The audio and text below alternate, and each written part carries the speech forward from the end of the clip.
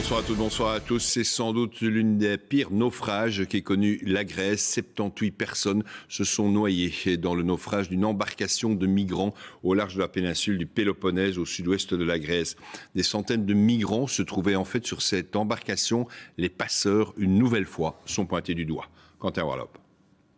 Couverture grise sur les épaules et masque hygiénique sur le visage, ces migrants sont sauvés.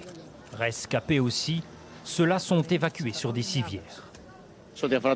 Nous avons pour l'instant transféré 13 personnes en ambulance et heureusement, aucune n'est dans un état critique. Nous restons sur place.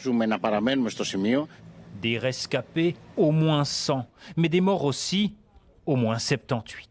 Je crains que le nombre de victimes ne soit plus élevé car le nombre de personnes à bord était bien supérieur à la capacité qui était autorisée pour ce bateau.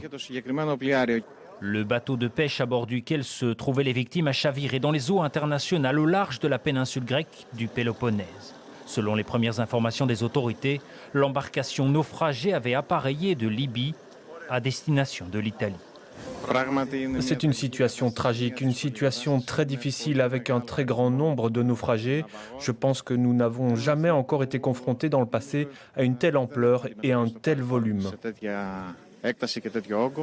En quête d'asile dans l'Union européenne, de nombreux migrants prennent tous les risques et des naufrages souvent meurtriers ont lieu en mer Égée. En Grèce, il s'agit du bilan humain le plus lourd depuis 7 ans. Ce jour de juin 2016, au moins 320 personnes avaient perdu la vie. Et on va retrouver tout de suite en Grèce notre correspondant Fabien Perrier. Vous êtes à Kalamata, près du lieu où a eu lieu justement le naufrage. Fabien, est-ce que la population sur place est choquée ce soir ? Choqué, c'est exactement le terme qu'il faut employer. Je suis arrivé il y a peu, j'ai discuté déjà avec quelques personnes qui habitent ici et qui m'expliquaient qu'en fait, elles ne s'attendaient absolument pas à un tel drame.